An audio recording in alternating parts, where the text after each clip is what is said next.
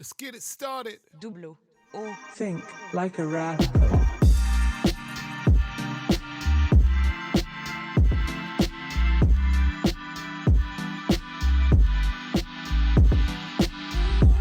What up, world? This is episode 114, Think Like a Rapper. Doing something new today. You can see him already, so obviously you know who he is.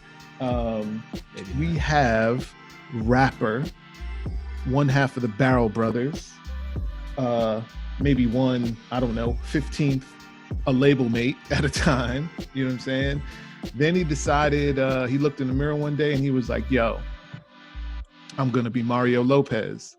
And he's just, you know what I'm saying, transitioned fully and added a bunch of slashes to his name, you know, like I said, rapper, but really MC first, actor, host. You can catch him on Sirius XM. He put out a rap project not too long ago, all praises due. He is Torae. Thank you, man, for coming in. Hello, thank you for having me, man. What an amazing introduction as well. Hey, I mean, you know what I'm saying? You got to add it, put it in the middle, you know, Torae, Mario Lopez. Yeah, that was, you know, of all the people that I aspired to be like and drew to for inspiration, Mario was one that I omitted Mario, but yeah, because I don't have the dimples like Mario. That's the main thing. You know what I mean? Like you really got it. Your dimple game got to be up if you even want to dabble in that realm. But it's working, is it not? You know what I'm saying? You're still in the mix. So it's kind of like something is happening. Something is happening. Exactly. Speaking of something happening, I wanted to start here. I don't know how I didn't know this, but you escaped from New York a long ass time ago. Relatively. Yeah, like a couple years. And not by no fault of your own, because I still have a place in New York, so I'm still there quite often as I have a lot of business there. But yeah, I had to get out. You know what I mean? I just need to get some fresh air in my lungs. And I wanted to talk about that because obviously in the news, there's been this big sort of conversation about the exodus from New York. Right. And there's a bunch of, there's a lot of irate New Yorkers that are often like, oh yeah, y'all gentrifiers come in here. And then when shit hits the fan, you escape. What made you make that move? And do you feel, especially in kind of like this sort of era, any feelings like, oh, I should still be in Brooklyn holding it down, or kind of are you very comfortable in your decisions to go live in the woods? Nah, I've got a place in Atlanta about 2 years ago, maybe 2.5 years ago, in Georgia, not in Atlanta, but in Georgia. And really the biggest part about it was quality of life, cost of living. You know, like I work hard. You know, anybody who knows me know I wear a bunch of different hats. Today I'm wearing my company IA, but I wear a bunch of different hats in the business. And by no means am I a household name or anything like that. But I work hard. I do decent for myself, and I just wanted to reap some of those benefits. And like, you got to be a multimillionaire to be homeless in New York. So it's just like. It was crazy just for me to have a little escapism. Like I said, I still got a place that I own in Brooklyn, and I'm still in New York quite often just for various business endeavors that I have. So I am out there, and I still do own there. I still pay taxes there, so I'm still a Brooklynite and a New Yorker. But when I need a place to escape to, I need to get some fresh air. I need to just kind of like re-galvanize myself and get my thoughts together. You know, I'm out in the A. Obviously, once COVID hit and I knew everything was going to be locked down, I made my way down to Georgia just to chill, just to chill. It's a different vibe out here.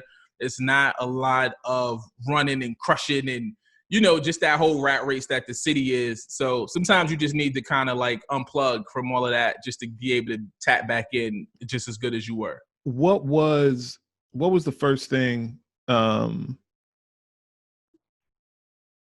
that you kind of like, that you realized when you actually spent your first couple months in the crib, about kind of like what it's like living in New York? Like, what was when you got that distance, what was the first thing? You were just like, oh, shit, crickets? Nighted facts. I hear all types of insects, bugs, animals, things I never saw before. Those is real? Like, I thought that was just Nat Geo. No, the biggest thing that I noticed was, I spoke to quality of life in the earlier, just like how different it is, man. It's like it's calm. It's like nobody's honking at the light. People are polite. You go into a store, there's no price tag on something. They ask you, "Oh, what do you want to pay for it? You think $3? Yeah, $3 for this $10 thing." I haven't got a parking ticket, a speeding ticket, like just. I don't come outside to like my car scratch, just like all the little, and it's a bunch of like little minute things that happen in New York that build up that frustrate you. You know what I'm saying? Like I just noticed all of those things were not a part of my reality anymore, and it just gave me this different level of calm and focus. Yeah, but on the flip side, obviously in seeing the Ahmaud Arbery case, there's like this consistent reminder that while you do gain all those things in moving to the country or south, right, there is this sort of impending, if you jog down the wrong street or you go into the wrong corner store, there is this whole sort of vigilantism or just obviously racism that can rear its head. How do you balance that sort of thing, knowing that is going to be the the trade-off? Like it's one thing to walk into Bay Ridge, right? Like or whatever, right. Like like those, especially. It's funny you mentioned Bay Ridge because that was going to be part of my answer too, right? Yeah. Like people don't realize that racism is very real in New York, especially in Brooklyn, for sure. But there's like this. I always say that there's this weird sort of thing that happens in that. Because everyone's forced to get on the train because everyone's forced to be in like really close quarters. Right. There's this way in which it somehow still unifies the city. You gotta be, you kind of in the shit together. So it's like everything is gonna be chaos. So you're gonna have to learn how to hold your racism or your, dislike or disdain. You have to keep it to yourself until you get to a place where you can express it. Yeah. But where you are, you just may not see people. And so it's a lot more, right. People can create, their imagination can run even crazier, in their house in the woods. For sure. Well, two things. I don't do much. Like I don't really venture out too much in all honesty. I do love the neighborhood, the community that I'm in. There's a lot of Black and brown people. There's white people here as well. But, we all get along. I'm not like super neighbor man, but we get along. I have great conversations when I do see my neighbors, and I don't venture out too much. I grew up in Brooklyn, New York. Like I grew up in Coney Island, but I went to junior high school in Bensonhurst. So I got chased by Italian kids since the age of 13, 14. Like they would chase out of Bensonhurst. They would call us names. I'm also Black in America, and I'm well-traveled. I travel to different countries. I travel throughout the nation. So I'm faced with dealing with people with different races and dealing with a preconceived notion of me and, like the prejudice that comes with my skin tone. I'm just so used to it that this wasn't anything different for me, like making a trip down to Georgia. I would come down to Atlanta often, just to hang out. Me and my friends, we would party, we would enjoy the nightlife. AC3. Right, A3C, you know what I'm saying? Like all of that. And, so I would come down quite often, even prior, like, or outside of those festivals. Like I have friends who relocated down here. So I was familiar with the landscape and I was familiar with the temperature as well. And so I just, I stay low. I keep to myself. I got, my front yard, my backyard, my deck. I do that. You know what I mean? Like, I don't do too much. And, it's unfortunate that it's a reality that we have to deal with still in 2020. Like you can't even go out for a jog past where you live without being murdered. It's crazy. Yeah, it's something that was very it's so crazy because obviously I'm sure you've seen the news already. Another police murder to start the week off, and obviously what happened in Central Park over the weekend as well. I literally had to put my phone down. Like I saw the video. I saw I think what Instagram gives you like 20 seconds, 5 seconds now, whatever. I saw that and I began to get infuriated. Yeah. And I don't even want to put rage in because I'm like, yo, I understand why people are posting it to bring awareness to it, but I'm tired of the posts. Like, we gonna post up or not? Because like putting it on your page, that's not doing anything. And I see justice. Like as soon as I see justice, I'm like, yo, we begging for the same justice they was begging for 50 years ago and 20 years prior to that. And I'm tired of that. I'm galvanized. I'm ready for action. And when I say action, people automatically assume that I'm talking about violence. No, I'm like, let's organize and let's figure out what it is that we need to do and how we need to do it. And let's get this shit done. And even if we not the generation to see it through, let's start it so that, you know, maybe our great grandkids can reap the benefits. But just sitting here or just posting shit on your story, like I saw the thing in Central Park. I was like, my stomach got turned just because of the sheer entitlement of like, who the fuck do you think you are? You know what I'm saying? And why the fuck do you think that all of this is yours and you can do whatever you want and act any kind of way? And then like literally I saw 3 seconds of the officer with his knee on the guy's neck. And I put it down, I put my whole phone down. I was like, I'm not doing this today.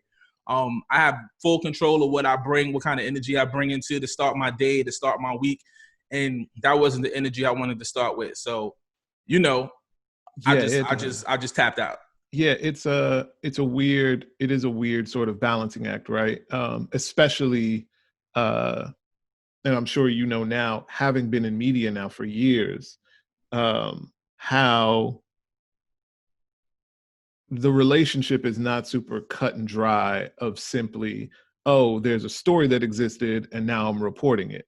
Oftentimes, the media itself is plucking things to tell a narrative, so they are essentially creating the story in order to create whatever they sort of want from that. Right. And you know, as an individual, it is really hard to just be very mindful that is happening, and not that you don't care about those things. No, I care so much that I had to like.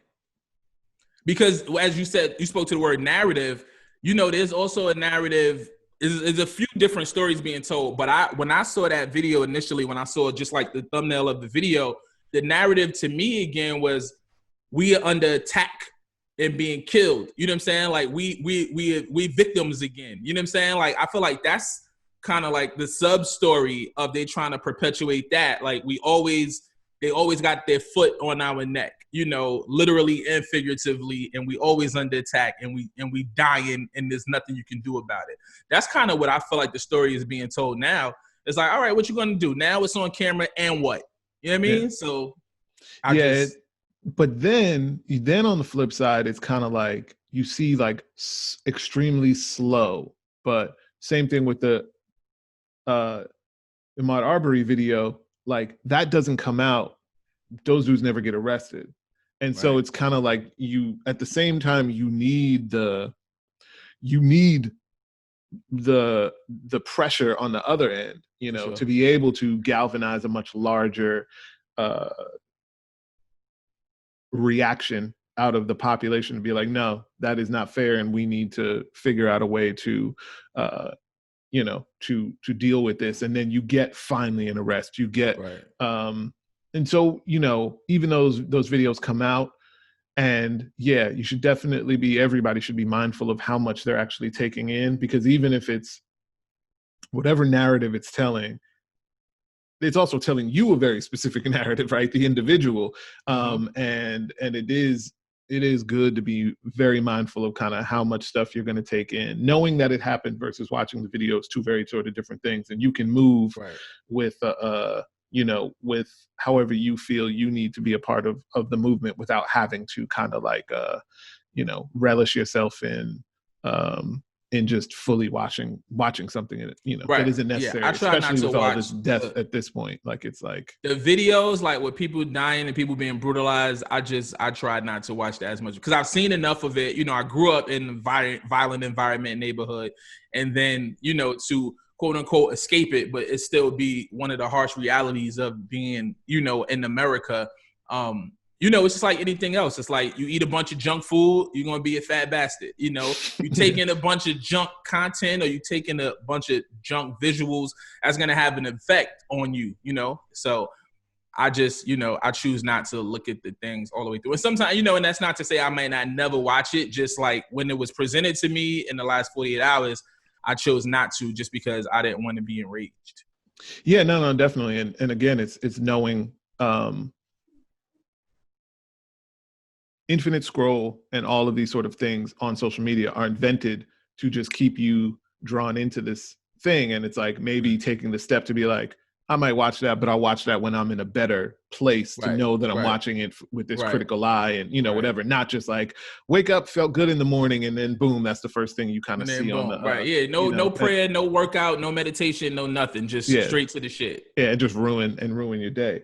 Um, to piggyback off of that and to make it maybe a little bit lighter, because we just jumped into the shit. Right, we just got right to it. Yeah. You come from the culture and are a participant and very much still sort of active and view the culture as a participant. And then when you move into the media space, it is flipping that a little bit because it's like, okay, now I have to take a little bit of a critical eye to all these sort of things, or um, helping create sort of stories, media narratives, things like that, or being at least reporting on things that are not necessarily beneficial. It's just kind of fodder because people need to be fed. How did you find that transition, and how do you find sort of the balance in what you kind of decide to be a part of, what you decide to comment on, versus being like, nah, that's not, Right. For me, it took a minute. It took a minute for me to understand what my voice was in media. Initially, I paid attention to everything that happened in the landscape, and if it was, pertaining to hip hop culture or participants in any way, I felt like it was my duty to talk about it.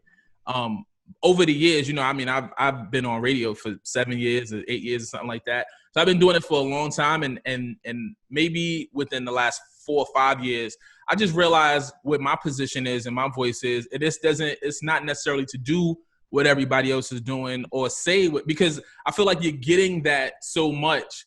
What is my unique perspective? What is my different understanding as somebody who is an artist, as somebody who's toured, as somebody who writes music, as somebody who has to deal with the pressure of putting out projects and performing and things of that nature? I kind of have a different mindset than just the average person who looks at it and reports on it from the outside. I have the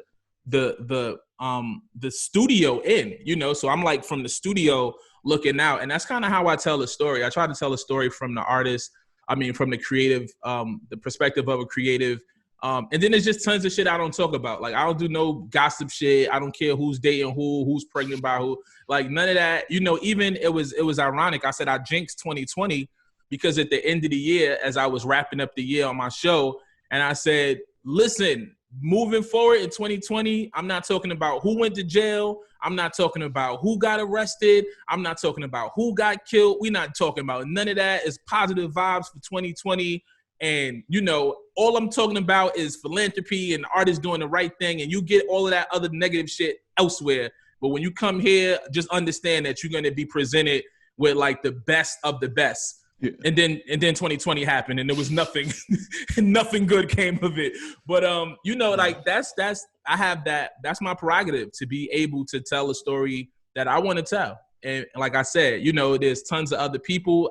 Everybody has content, is creating content these days. So you can go find a bunch of narratives and a bunch of conversations if that's how you choose to feed your soul. But I want to give you something different. And it took a minute, for me to figure it out and to have the courage to do it, because I was like, well, this is not going to generate as many clicks or the powers that be. They talk about numbers and they talk about algorithms and they talk about, streams and things of that nature. And I'm like, at the end of the day, what is my legacy? Is my legacy to do everything that everybody else did, or tell unique stories and be 100% genuinely who I am? That's really going to be telling. And so that's what I do every day. That's amazing. That's amazing.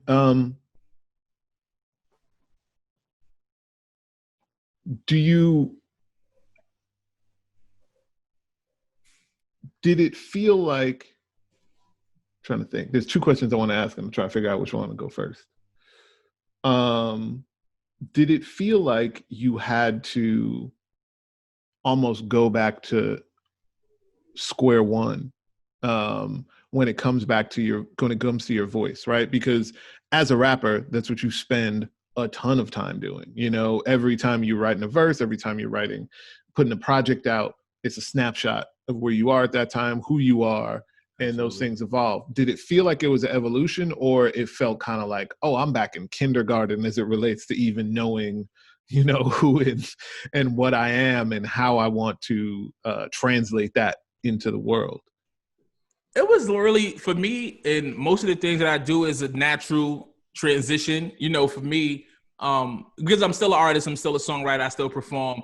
But I just added another batch of tools to my toolbox, right? Yeah. Or sharpen those tools and started to utilize them more. But for me, it was just like natural. I come from, before I was doing music or before I was doing music full time, I worked in the New York City Department of Education. So I come from a space of having to be at the head of the class, if you will, and to talk and to try to figure out a way to get to a message out to these people to make them understand it. It was really no different in hip hop. I just had to learn that and find my voice.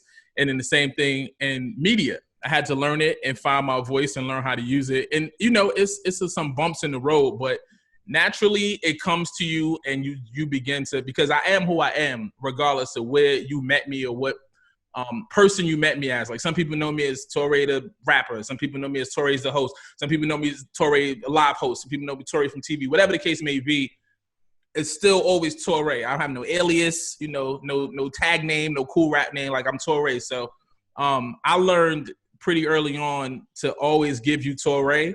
And so it's kind of like second nature. It clicks in at some point. Like, yo, you doing way too much. Give him Torae. You know what I mean? And yeah, it's no, working for me. Yeah, I feel that. To talk about Torae, the 16-year-old, right? Wild boy. But when you were thinking about, we came up in such a very interesting time, because we came up in this time where there was there's this transition that was happening, but no one knew really where it was going to land. We just knew that everything was sort of changing. The way that we kind of understood the music industry was dying, but there was still maybe some sort of, we still maybe had, at times there was still maybe some hopes that, like, oh, well, eventually, this will happen, or I'll be this kind of artist or this kind of artist. But a lot of that stuff really kind of went out the window. What was the idea you had as young Torae of kind of like the kind of rapper or the kind of rap career that you would have?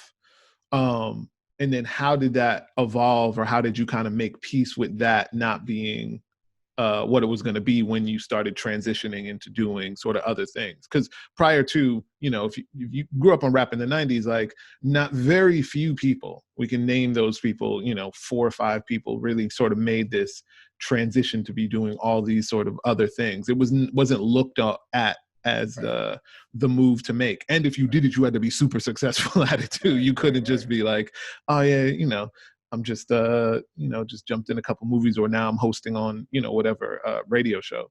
So yeah, what was that previous stream, and then how did the transition change that?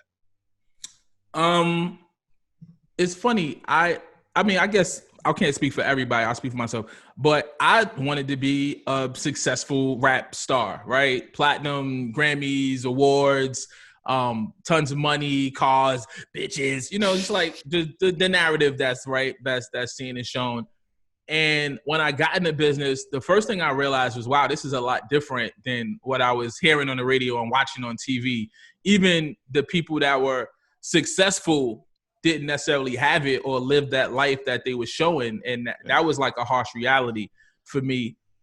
I was mature enough and understood enough to understand, okay, listen, I invested tons of years and energy into time and to this this business and this industry, and I'm not just gonna let it all go to waste. So I was able to pivot and realize that I needed to pivot, not to just like stop rapping, but the music that I made and the sound that I was like brought up off of and inspired by was no longer the dominant sound in the mainstream space. And so it was like, well, you can keep trying to like bang your head against the wall and rap your face off when everybody's leaning and snapping, or you could pivot, and I just understood the pivot early. I still made the music. I found my audience, my core base, and I knew that I continued to feed them, and I needed to continue to feed them because there is a market for the sound and the music that I make. It might not be as big, it may not be as catered to, but those people are there. You seek those people out, and you continue to take care of them, and they'll continue to show up for you. With that said, that $10,000 a year wasn't gonna give me the life that I wanted and afforded. And so I just had to like tap into my toolbox and figure out, well, what are the other things that I'm talented at? What are other skills that I have? What are my other strengths? And now how can I monetize those talents? I had always went up to Sirius, for example. I would go to Sirius all the time and, do interviews and promote my music or whatever. And I had great relationships with DJs up there. I come alive when the mic is on. When I see recorders on, I come alive. And so that wasn't a difficult move for me to make because rapping in the studio is no different for me than conducting an interview or talking on the air. I just don't got to do it to the beat, and it don't got to rhyme every few bars, and then got to rhyme. But it's still like conveying the message, getting your thoughts out, and having that conversation with the people. The radio gig turned into my opportunities at television. Just going to a dinner ended up me getting hired at Revolt and doing, correspondence for them. Same thing with my relationship at BET. I had gone up to BET and did freestyle this and this and this and that. And those relationships held strong. So when there was an opportunity for me to do some on-camera host things, they were always familiar with me and already familiar with my work and my pedigree. And so it just made it much simpler. So those transitions were easy. That pivot was easy. And I always wanted to act, again, those relationships that I built, the people that I met, when those opportunities opened up, it all happened. It was all very much just a lot of serendipity. It all kind of flowed into each other. But the bottom line is the work ethic and the professionalism and the way that you carry yourself, those things go wherever you do, whatever you're doing in life. Those things, they're not just mutually exclusive to you being a successful artist, but a successful barber or a successful painter or a successful whatever it is you want to do. You have those traits that are going to help you along the way. And those traits just so happen to help me in my profession. But I could have used them for anything that I wanted to do because those things are what gets you on to the next job and into the next opportunity. And once that transition happened, did that change you as an artist? Did it change the way that you, because once you get to see how sort of marketing is done in a different media space or how certain projects and how product is made when it's not associated with you, did it make you look at Torae the brand as the rapper in a different way when you went back into the studio to make records, or when you were done making records but figuring out how to promote them or how to make bring attention to yourself, that sort of stuff? Yeah, absolutely. I realized that for people who don't want to listen, I'm about to pull back the curtain. It's a money game. It's a money game. It's a lot of dollars spent in a lot of places to make a lot of records go number one and, make people have the first weeks that they have and things of that nature. That's probably boring as shit to most people. Now, it's all right to go into it. I think that for young artists, they see this thing feel like it's coming out of nowhere. Right. It's like, oh, this thing just happened. It came out of nowhere. See, he just went from SoundCloud to number one in a week. And you're like, well, you don't see all the machinations that happen to make that thing happen. And there's so many things that go into that. And that's not to say that some people don't just naturally have talent and naturally have a record that connects. And there is a grassroots level to it. But once the people that make the decisions catch that, and their job is to have boots on the ground. So when there is some type of lightning in the bottle, they can grab it and manufacture the rest of the lightning, manufacture the storm, that is, right? And so for me, just understanding that is well, I'm not going to continue to try to, I could make a record that's a radio record, or I could make a club record. If you don't have the marketing dollars and things of that nature behind it, it's not going to do but so much. It's not going to go but so far. And also, I don't need to make those kind of records because that's not really what my audience is. It's we as artists, we always want to try to grow our listenership, but you want to grow it in the right way. You don't want to have a bunch of people you don't want to invite a bunch of strangers to your house, right? You invite your family in and people that you know and people that you're close to, and that's who you break bread with every Thanksgiving. You're not just gonna have 150 strangers come to your house just because they heard the stuffing was bomb. You know what I mean? Like, so for me, it was an understanding of that, and it's a lot that goes into being that kind of artist. And I did learn, shout out to my man Reggie Hawkins, something that he said to me was, you have to define what success is to you. And that's something that always stuck with me. Success for me is doing what I do every day the way I want to do it, loving it, not being miserable, not hating my life, not being a prisoner to my celebrity, not having to figure out where my next $2 is coming from. Like, that's success. If success to you is dominating the charts and, having a #1 record and things of that nature, there is a path and a route that you take to get there. If success to you is being able to pay your bills every month and maybe have $17 after that to do whatever you want to do with, and I'm, being funny facetious, but like, if that's what success is to you, just like, I just want to live my life doing what I want to do, how I want to do it, and being my own boss, then there's a path to that. And there's room in between. And like, you have the ability to define what your destiny is going to be. And then once you figure out kind of like where you aiming to go, because the journey is never complete, you just continue on, right? But once you figure out the path that you want to embark on, and you just keep making strides and steps to that, and as you get to these milestones, you level up, and you take it to the next place and the next place. And that's what I've been able to do. It's funny, like, everything that I thought I wanted and everything I wanted to do as a 16-year-old kid in Brooklyn, I did it. I put albums out. I toured the world.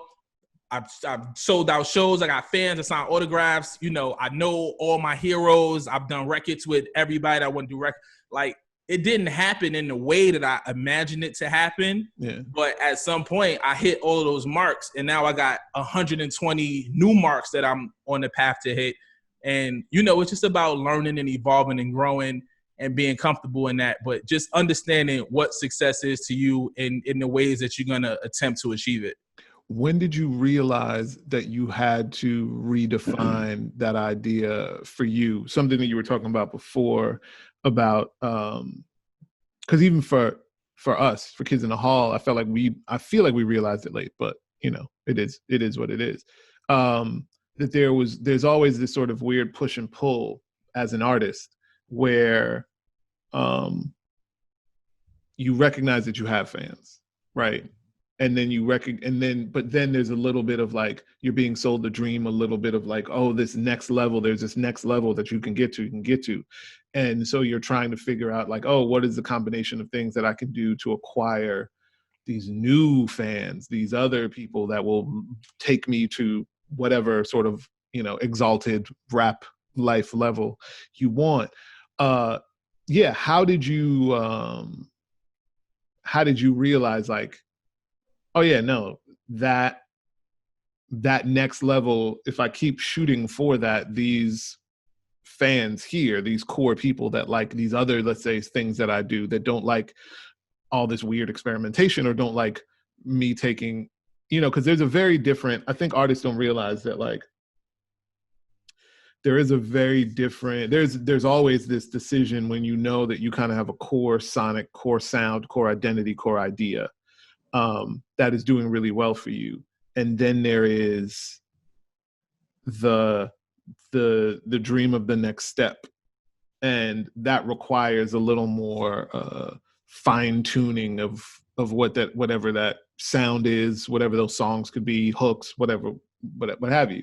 And like you were saying, I know we realized it late, but it's like you don't really realize it until you put the records out that like, if you don't have the money behind those records, good or not, they're always going to fall short because they need to really be promoted in a way to get to those casual fans, let's say.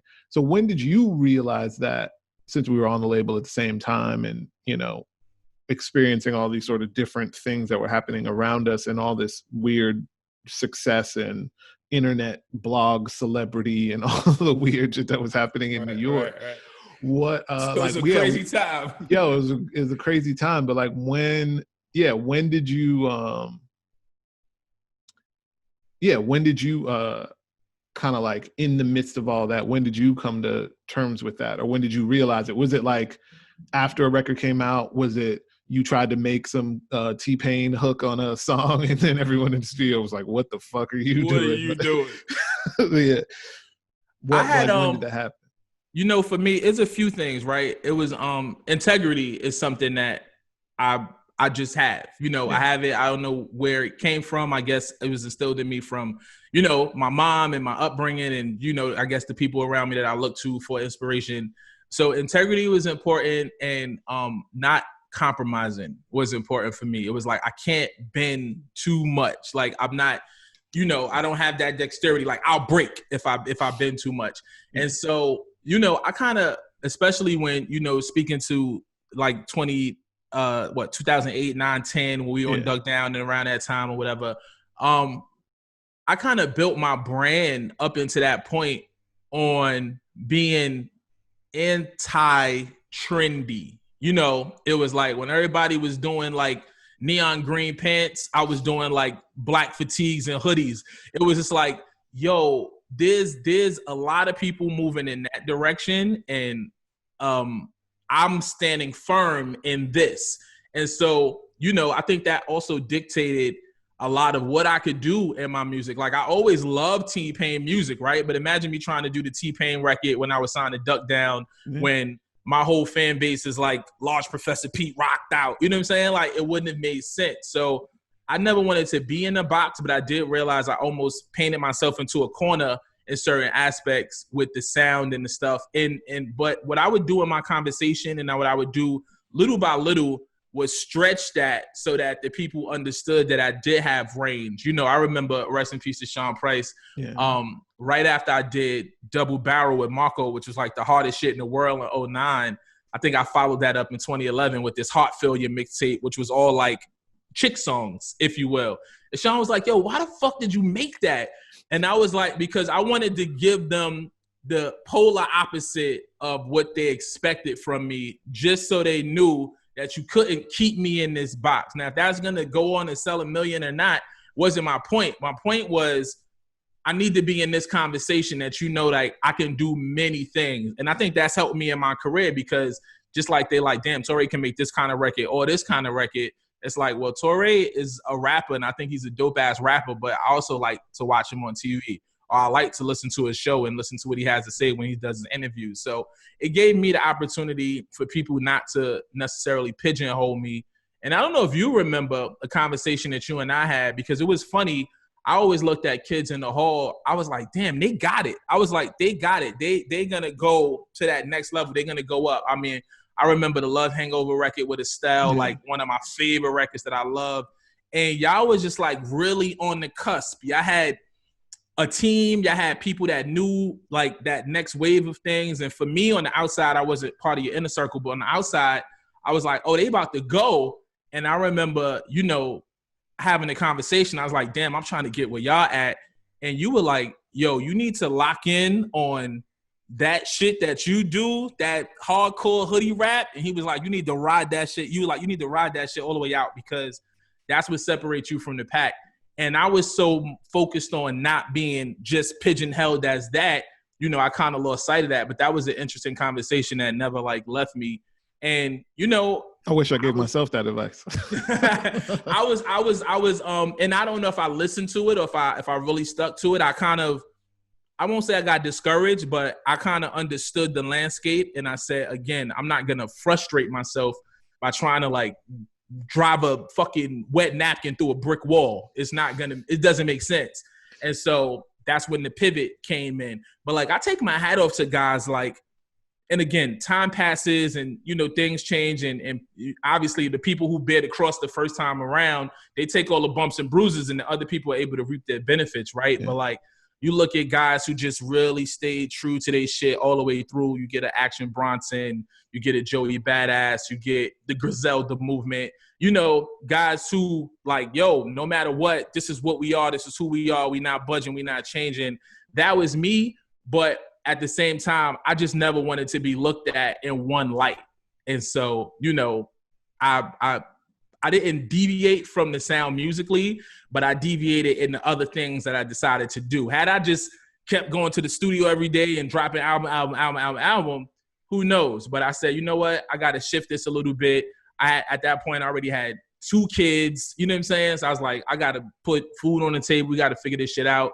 And so I started to do other things that I was talented at and then I could be authentic in, but I could also bring in a different revenue stream. And that's when, you know, those various streams of income come into play and afford you the life that you thought you were just going to get off rap. And it turns out that it's the entire spectrum of what you do in the industry that can bring that to you. Yeah, there's a very interesting, there really is, especially when it comes to music, I think, there's this sort of opportunity window where For sure. You can, like, you're good with not a lot of responsibilities, and there's it's like if you just hold out long enough and can just subsist on being just broke enough, but still being super creative and being prolific and being whatever, there's like this window of when that can happen. And then that definitely kind of shifts out of it, either because you personally are just like, you know what, I want to pay the light bill and not worry about, you know, whether my phone is about to get cut off or, you know, what have you. And that definitely happens obviously when you're younger. But as those responsibilities mount, it makes it less of a, less likely of an opportunity for things to happen, which is why I always kind of push on, especially younger people, when they could stay at home, when they have that freedom to really just like go for those sort of ideas now, because that will be the time before stuff shifts. Although now it's so interesting because we're in this space now where hip hop culture is weaved through literally everything, and where if you didn't make it by whatever age, 29, whatever it was before, it was a wrap. Now you're seeing all of these ways in which the culture can still be relevant well into people's 40s, 30s, 40s, 50s. And who knows, because we're just at the spearhead now. It's like, who knows what Jay is going to be doing when he turns 60 that will make it so that everybody else in their 50s is now doing, I don't know, video games, whatever else. And so now some of those, you like 120 different, sort of points of how you deem success now. Like, what do you look at? What have you been taking from this time of everything slowing down? What are the things that you look at like, oh, I need to get to this. I've been bullshitting on this, but now that there is no tomorrow that I have to be ready to do X, Y, Z, what have you been trying to get to, or what are the new sort of success points? Because obviously this whole pandemic has changed the way I think everybody thinks about what the future, the country, anything sort of is. Like, what are those things that you've been kind of getting to or changing about what you want to see moving forward? Absolutely. It was funny that probably maybe like late 2018 and then pretty much all of 2019, I just added something more to my plate, like as if I didn't have enough, right? But really getting into songwriting and working with other artists, and using just my 15 years of knowledge and information in the business and just trying to assist younger artists and, kind of like be that OG, because that's one thing I never had was like a mentor in this business. I had a few people that I could look to, but nobody like solidify as like my mentor, like call you with this thing at 2:00 in the morning or whatever. And just like you were speaking to, talking to some of the younger artists and having that conversation about, listen, when you can like hold out as long as you can, like do that. I remember having that conversation with homeboy Sandman, and shouts out to Angel. Yeah, shout to boy Sand. Without disclosing too much of his personal information, we were having a real conversation, and I was telling him, I was like, for me, that's not really feasible because I have a girl and I have kids, you know what I'm saying? And so, it was just a simple understanding of you don't have those pressures. You know what I'm saying? Like, without those pressures, you can make 1,000,003 different decisions that I can't make because that's not part of my reality. Like that's none of those things are going to work well with what my situation is. With that being said, and jumping back into the answer, I had been focusing on sitting my ass down and honing my writing skills because I could rap all day. Like that comes easy to me. The challenge was, how do you make a song? You know what I'm saying? Like understanding chord progression, understanding music, understanding music theory, understanding where the bridge goes, why melodies work, why certain things work in this pocket, they don't. That's what I was doing. So I spent a lot of time. It was funny. I spent a lot of time just listening to music, but not for enjoyment, for research purposes. And I spent a lot of time writing records, and I spent a lot of time submitting, and ended up working with a few different artists on their projects. And that's kind of where my energy was at, in addition to kind of bouncing around doing radio shows and interviews and performing just a little bit. I would say like a bulk of my time was spent writing songs for other people. And so as the pandemic hit, I was sitting my ass down anyway, like demoing shit or just being in the studio with the artists and getting the feel for them and helping them, curate and create records. And so that's kind of still what I've been doing. Outside of that, I spoke to multiple revenue streams. And this is a time where you see the importance of that, because like when people can't get up and go to work or can't get up and do their job like they normally do, and that even, we were all affected, right? I can still do my radio show, but interviews aren't the same. Hostings obviously aren't the same. It happened right before South by Southwest, right? So that bag was gone, and BT Awards and all these things that were on the table, like most of those things, those opportunities are not there, or maybe not in the same capacity. But being the owner of my company and owning my masters and having a direct distribution deal, so like that money still comes in, and like understanding just like little shit, YouTube, ad revenue and sound exchange money and like all of that shit coming in, and making sure you have your publishing.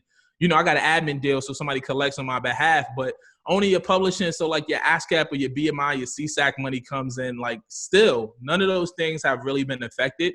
And it's a blessing, and now with technology, I can still kind of like conduct my interviews and still do things for radio and still do things for television. So that too is a blessing.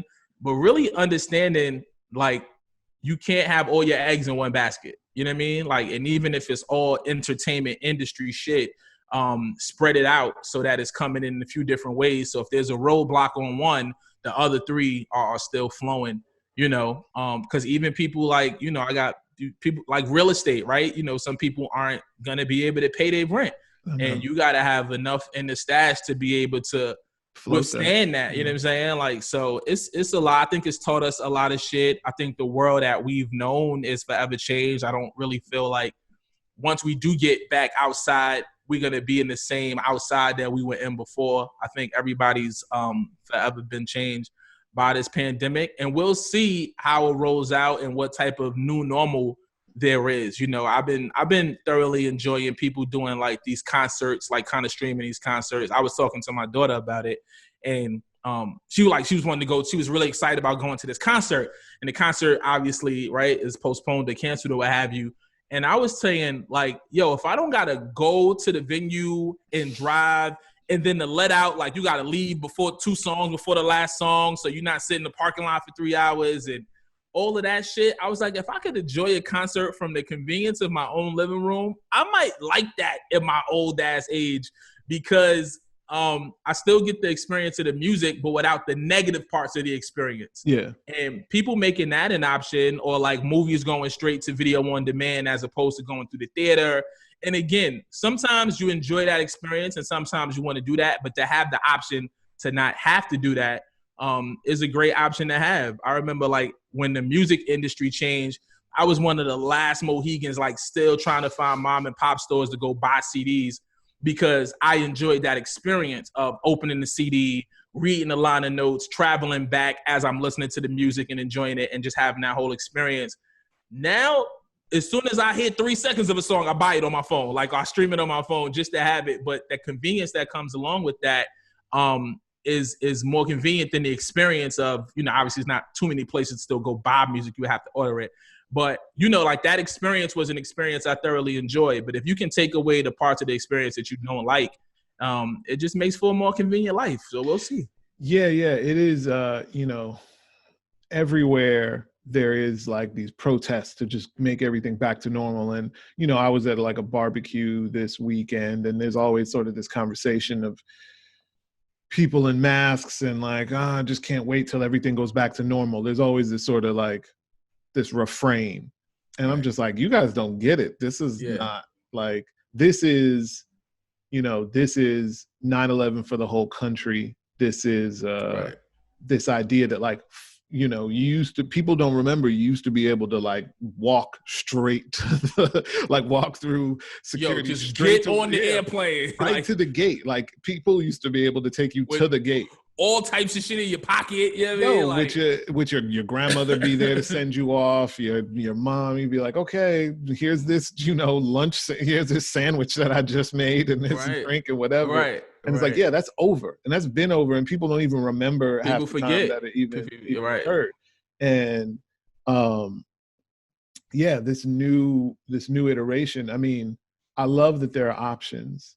I feel like we're in this scary place though, where the music industry, at least especially as it relates to artists, even though we have all these options, you got DJs on IG Live moving over, and now Twitch, and then you have the versus battles, you have, Erica with her concerts, you got all this interesting stuff going on, Ill Mind on Twitch, Just Blaze. Everybody's got these kind of like really cool ideas, but because it feels like the Wild West again, right? It feels like we're kind of back into that era where blogs were popping all around and there was no money anywhere, but there was all this attention around these sort of things. So there's this excitement that like, oh, there's this new way. But the music industry always figures out a way to sort of spoil it, because when they don't see money immediately, when they can't monetize it on the second that culture shifts, they try to kill it. And then it figures out its ways, and it always figures out its way, not necessarily in the greatest way. Like if you could imagine if there was a way that they would have just sat down with blogs early and figured out a version of even SoundCloud or even, iTunes back then, where it's like, look, here's the song in this player and you can post it wherever you want, and that stream will make everybody money. Right.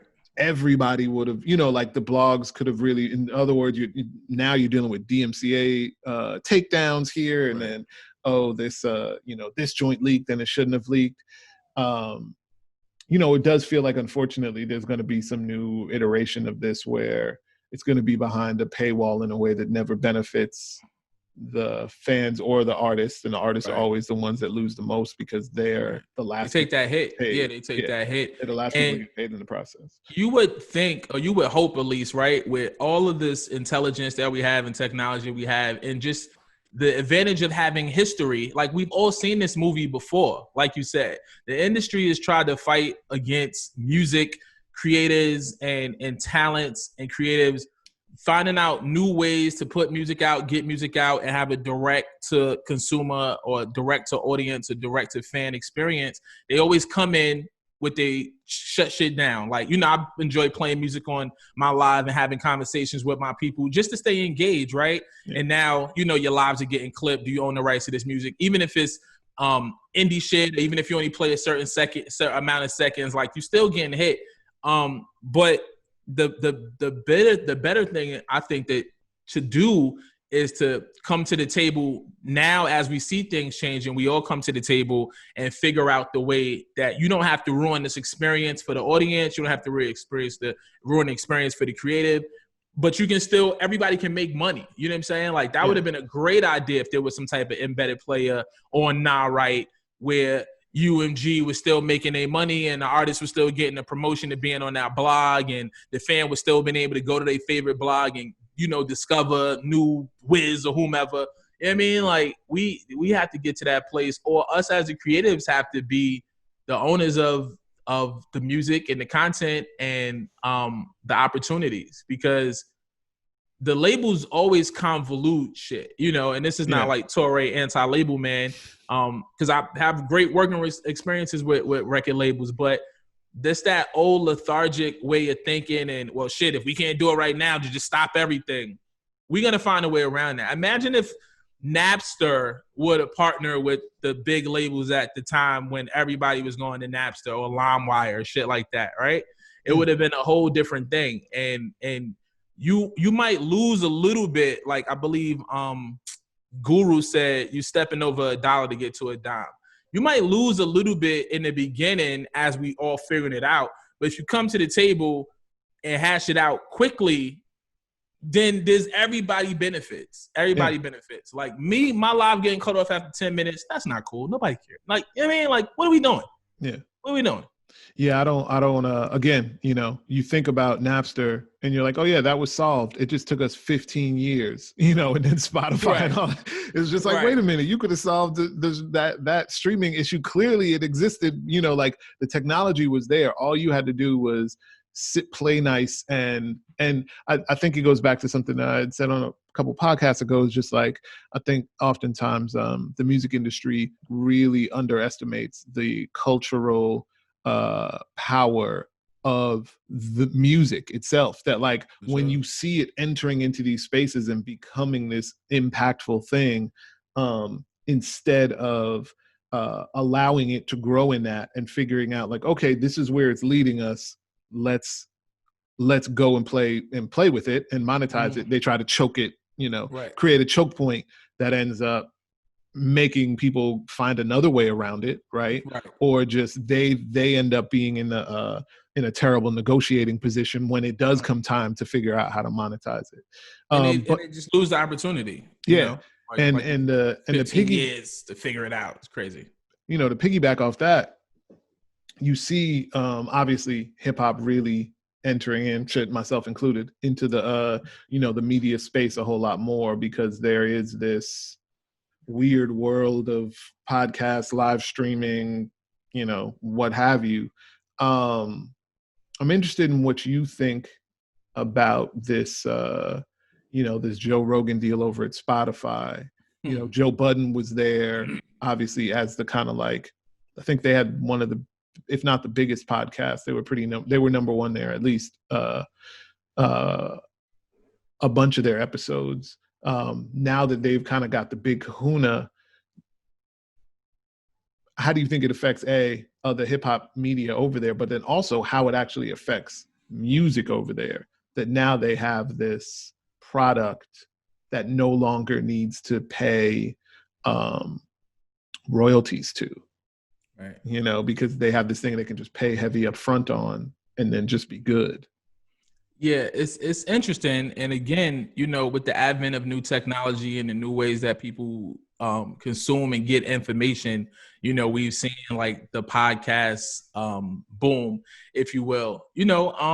I mean, of course, hats off to Joe Rogan. He's a hard worker. I mean, we know Joe Rogan for years, like at fucking Fear Factor, right? You know what I'm saying? Like forever. So it's not to say that he hasn't earned it, put in his work. I haven't listened to Joe's show since that news has been announced, but I'm very curious to see what him and the guys have to say, as they were very, very popular over there. They were number one on Spotify. And they have a great podcast, that doesn't, like you said, I mean, they talk about the culture, doesn't necessarily rely on music. And Spotify, can pay them up front and not have to worry about a royalty thing. The thing, though, is that music is always going to be music. It's always going to be the soundtrack to people's lives. It's always going to be what you sing at funerals, what you play at weddings, how you celebrate graduations, how you commemorate anniversaries. Like, music is never going anywhere. It's always going to be a part of people's lives, and you always going to have to figure out a way how to pay for it. You're going to have to figure out a way how to pay the artists, how to pay the copyright owners. And, if it's signed to a label, that the label's going to want their chunk. So that's always going to need to be figured out, no matter what. People are not going to start listening to podcasts and stop listening to music. Those two things, it'll just be something else. Like, as I moved away from watching television, it's crazy. I was sitting here just before we started, and I was watching Matt Barnes and Steven Jackson's All the Smoke, which is becoming one of my favorite podcasts. And I was like, yo, I don't even really need to watch TV no more. Like, everything I want is on demand when I want to see it. I'm not restricted to got to be in front of your TV at 9 o'clock. You know what I'm saying? Like, everything is so convenient now. But just because I love that podcast doesn't mean when I'm working out in an hour, I'm not going to be listening to music. So music is always going to exist. It's always going to be a part of our lives. It's the soundtrack. Just like our body operates off a heartbeat. You know what I'm saying? Like a heartbeat is us, is a rhythm, is music in the world, is the rhythm too that we live to. And so I am curious to see what happens. I know Gilly and them did something over there at Barstool. And, you know, a lot of our hip hop guys have been singing with, you know, Nori's been really successful with Drink Champs. You know, a lot of guys in hip hop have found their way into various forms of media, and it's almost like a new life. It's almost like the new record deal, you know, is getting the big podcast deal. So I'm excited to see where it goes, because this too is in the infant stages. If you really think about it, I don't think we've seen the biggest podcast or the biggest podcast deal happen. I think that is going to continue to grow, and hopefully people don't just think they can throw money at anything and it'll go, you know, like we kind of saw that in hip hop where you was like $1 million music videos and like people was just going crazy with the budget. But if you can create something that people are genuinely interested in and make a living from it, it's a beautiful thing. It's just like the best of both worlds. Yeah, I think my fear is, I saw somebody had been reporting on this, is that like you said, music is this thing that is a soundtrack to everybody's life. You know, you hear a certain song and you remember what that day was like, what it smelled like, who you were with. Like, there are those things that, it's one of these things that's very interesting in a way that even imprints on us, right? But for last almost 20 years, there's been this sort of fight as it's dealing with more and more media, more and more pulls for attention, that it keeps getting relegated into this sort of like, you know, oh, well, maybe it's just a playlist thing that you listen to, or maybe it's just this random thing that is playing in the background. And I feel like that never really benefits the artist as a whole. Some people can do it extremely well. But somebody was saying that by Joe going over to Spotify, he's now the biggest artist on Spotify. You know, I think they were saying that like Drake has 26 billion plays, and Joe's numbers of up to this point of his podcast are somewhere around 28 billion. Wow. So now he is the biggest artist on Spotify, except Spotify doesn't have to pay 75% of its income to his podcast, you know, yearly. And when that happens, what does that value exchange mean for artists that are rightfully so, songwriters and composers and producers and, you know, writers are trying to get more money out of their songs, trying to get not just 0.066%, you know, like cents on the right of a stream, that now they have to compete with something that is zero, you know.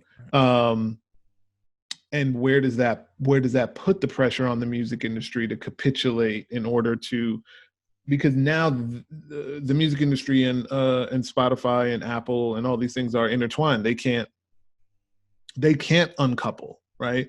Universal's not going to turn around and try to do what people do on the blog side. I mean, on the video side, which is like, oh, CBS all access streaming, or, you know, Hulu all access streaming for whatever. No one's going to turn around and create a new streaming service to try to compete with what Apple and Spotify and Tidal and everybody have already done.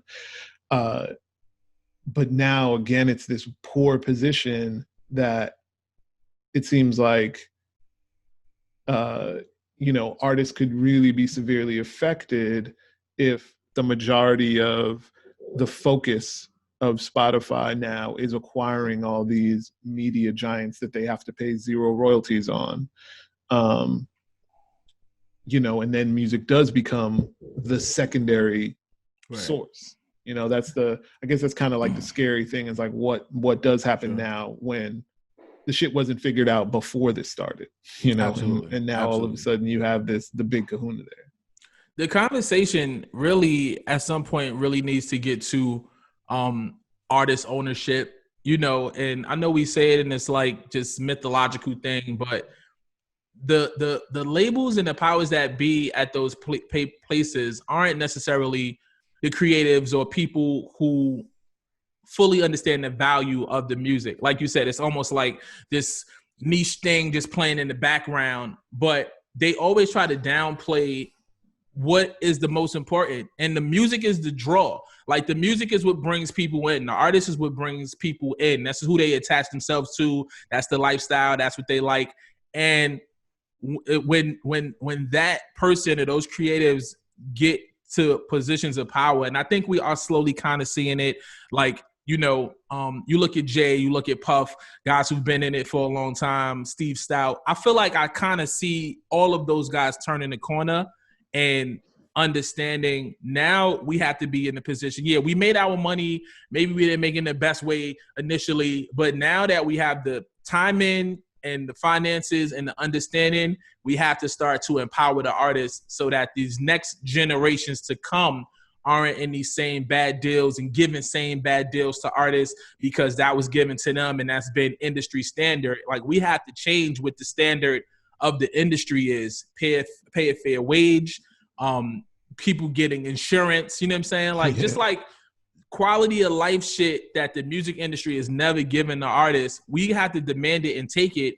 And this is why I'm gonna always support what Jay is doing with Tidal and shit like that, is because it's putting money into the idea that in 50 years, the next artists that come own their shit and they don't have to be taken advantage of by one of the big three. You know what I mean? Like, yeah, I feel like that's really what needs to happen. That's where the conversation, the focus needs to be.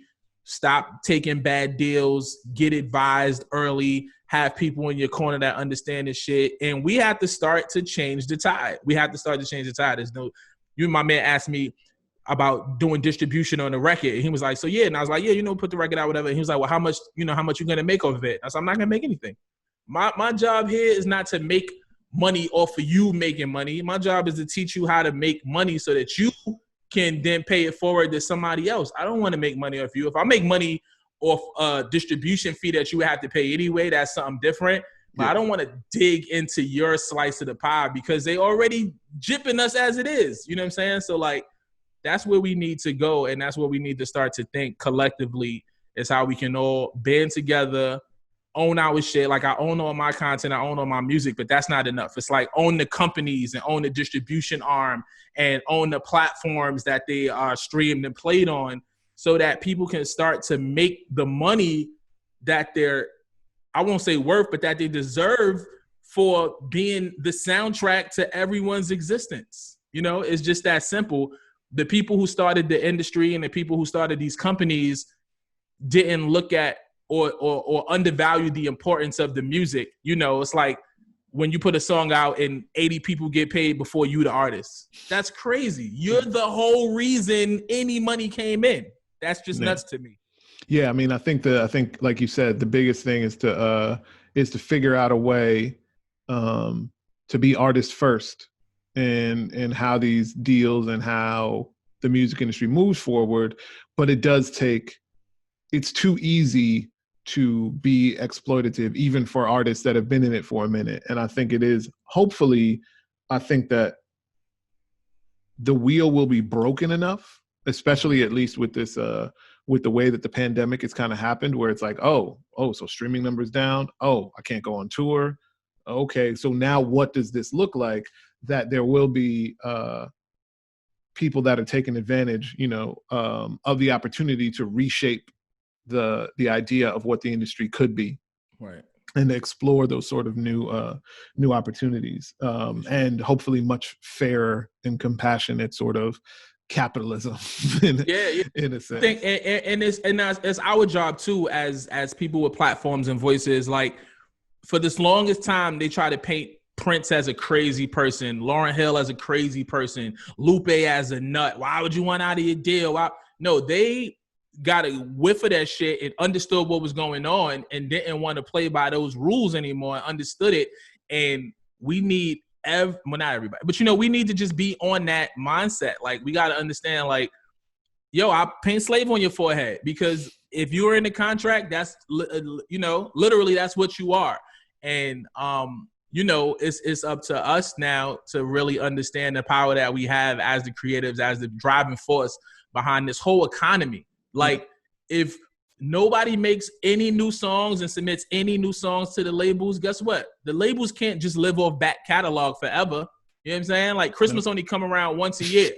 You know what I'm saying? Like, yeah, Mariah might go number one again for the next 5 years, but at some point, as people pass away and people get younger, they're going to look for new shit. If you don't give them new shit, or if they don't renegotiate the terms as to what you're bringing to the table, we don't got to just take the shit into the stick, because that's all that they offering. Because that's the only way that things get changed, is when you disrupt everything. That's how unions come to be, and that's how change happens. Governments got to get overthrown in order for things to, be in the advantage of the people. And that's what we got to understand as artists. Yeah. And hopefully it happens soon. And I won't keep you too long. I just got one more question for you. Off of that sort of last topic, and thinking of the future in your everyday, what is one thing, because I'm sure you could probably list a bunch of things, what is one thing that hip hop has taught you that you use in your everyday life, or you think about utilizing when you move forward through the day? Oh, wow. That's a great question. I've never been asked that, nor I ever had to think about that. I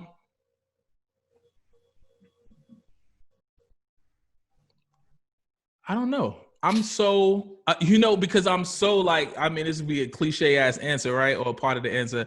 I'm so hip hop. Like, it really is my existence. It's like everything I do is hip hop. The way I dress, the way I wear my hat, the products that I buy, the people that I follow, the things that I'm entertained by, it's all somehow related to hip hop, but for me, I try to be a fair person. I try to be an honest person, and every day I strive to better myself.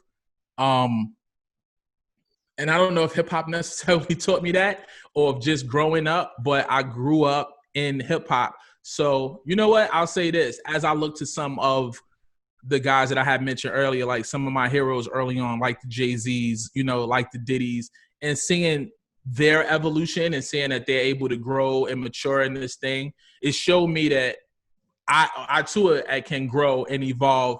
And even if you listen to the music that I put out, 10 years ago to the music that I put out recently, you can hear that growth and development and that change. And that's really like my everyday. Every day I strive to do something better. If I did 100 push-ups yesterday, today I want to do 105. You know what I'm saying? I want to learn something every day, and I just want to get a little bit better every day. And, seeing some of my heroes kind of have that same mindset, like ownership and having these conversations, the importance of your business and your business acumen and those things kind of help me and show me that that's what I need to do. And I need to be on the right path of just evolving daily. I don't care if it's learning how to plug up the mic, you know what I'm saying? Like, learn something new every single day. And in addition to that, give something back, pay it forward. Awesome, man. Thank you so much for being on Think Like a Motherfucking Rapper. You're only the second rapper, so I'm the only rapper that did I think like you're one? You're the second rapper to be on it. So it's all every good, time man. I see your clips, I'm like, that person can't think like a rapper. You're not a rapper. However, that's been the I asked that question at the end of every single interview, and every single person has pulled something different from hip hop that has affected them in a way. And that was always kind of the point of the podcast, was that this is this thing that has permeated every aspect of life. And even if you're a journalist, even if you're, a doctor, or you're whatever, you being a fan or being a participant when you were younger or whatever, it has affected you in this very interesting way. And being able to sort of kind of tell those stories and show more, let's say, intellectual and compassionate side to this thing that has given us so much, I think is always important. Because sometimes you look out and every time you see hip hop, it's always associated with either ridiculous capitalism or chaos or whatever. And it's just like, it has taught everybody so much. So that was kind of, that was the reason. So Yeah. Absolutely. Nah, that's really, really dope, man. Thank you so much for having me, Double O. Oh yeah. We need to do this more often, have conversations, not necessarily with mics and cameras.